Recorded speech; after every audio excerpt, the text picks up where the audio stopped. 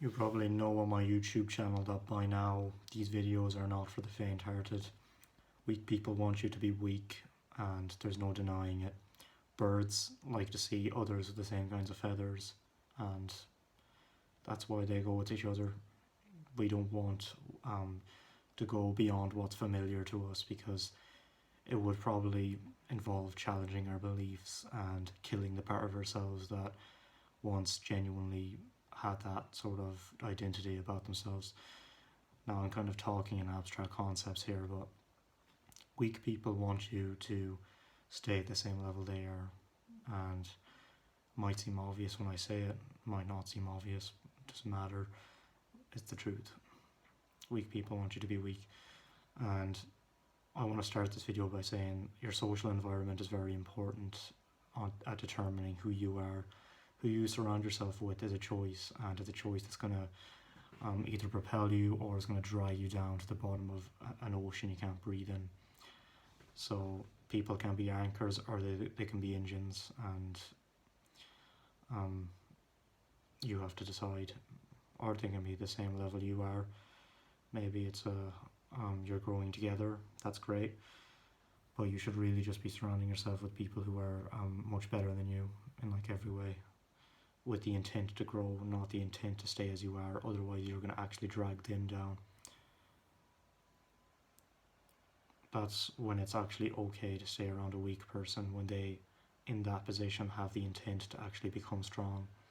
But weak people primarily in their default state are destructive, and they don't realize they are, but they are, and they subconsciously kind of seep that into you, because human nature is just to take the path of least resistance, and so you're not going to grow if you're just on autopilot. You're going to stay at the same level, slightly worse actually, because you're aging as well. That's where weak people stay weak. They just don't do anything, and they don't realize they're weak. Because a lack of self-awareness is the reason that pretty much we're all weak. That's really the principal reason. It's just lack of self-awareness, and lack of self-awareness stems from avoidance of the truth. People choose the easier path because they don't see that they don't fully immerse their conscious minds into it. Maybe because they're choosing not to, or maybe because they're yet to realize it. Weak people see you experiencing evolving pain, and they see you growing, and they want to keep you down because it shatters their world of excuses and doubt that there's a reason that they can't do that. There's a reason that they can't actually put in that kind of effort because, I need to stay at home because I need to watch this show or something. Could be any reason, but weak people want to keep you down.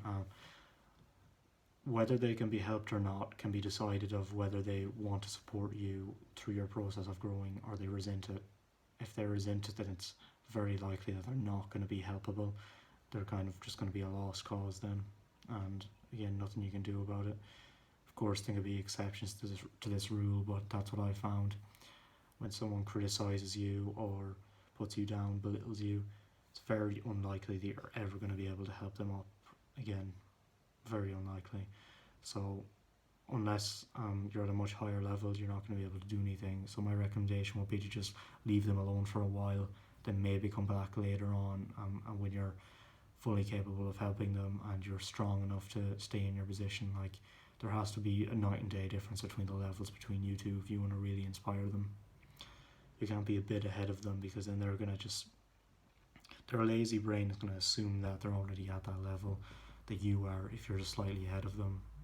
So you need to make sure that there's a big difference. Again, I said before a minute ago that their sense of self-belief that there's a reason that they can't be doing this thing is shattered when they see you doing it, who's in a similar position, and there's no excuses allowed in this, because they see you doing it. So where's their excuse? Like, there's no real excuses, and that bothers them. Like, it bothers some little part of their mind, and they're probably going to end up resenting you for that, but they need to face the truth. That's pretty much the the way to succeed in any endeavour in life is just to face the truth. The truth is everything, and lies are everything that's going to bring you down. Just falsehood is going to bring you down completely. Delusion is infinitely worse than struggling like mad and sucking in general.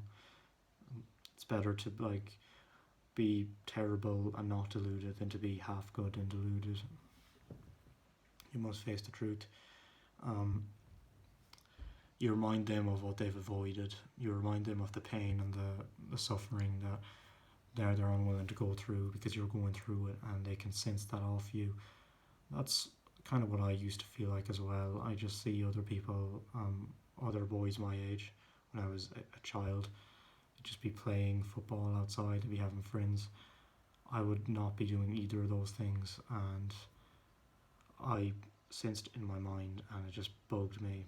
And you know what I did? I just distracted myself for years with instant gratification technology, and I avoided the truth, and it didn't do anything good at all. But I'm still grateful, because if I had went into all those normie activities, and let's be honest, I probably wouldn't be in this position, because my life wouldn't have been bad enough to make sure that there was a complete overhaul. So another thing to do is that you can do from this, when you've identified the weak people in your life, is either sever your bonds entirely with them. Just cut off all the fluid. Doesn't matter how painful it is. It's poisonous. Just cut the leeches, and then you can just be on your own for a while. And I'm not saying that any part of this process is whatsoever pleasant, because it's not, but it's something that needs to be done if you want to actually grow. So sever your bonds, or you can take a hiatus, so you can just kind of not talk to people around you for a while. Like, I know with some particular friends of mine, I'm not talking too much, because I just want to be at a higher level before I can actually lead them onwards. Though then again, I probably won't be talking to them anyway. So yeah.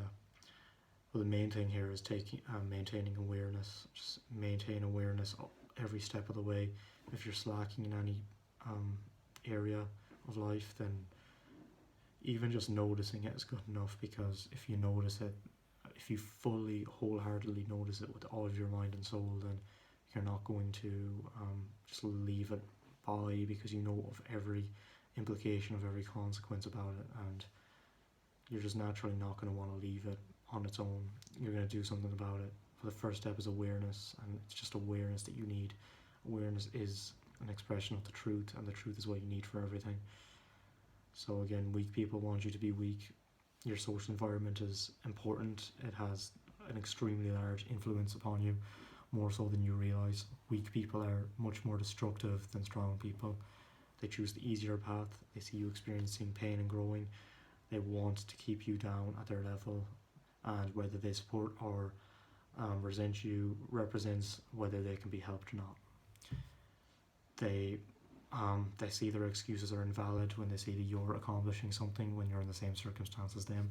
They need to then face that truth, and you remind them of what they resent and what they want to avoid, and you need to sever your bonds with them or take a hiatus for a while. Either one of those will work, and overall just maintain awareness about the whole thing. That's the most important thing. It's awareness. Just be aware and be truthful.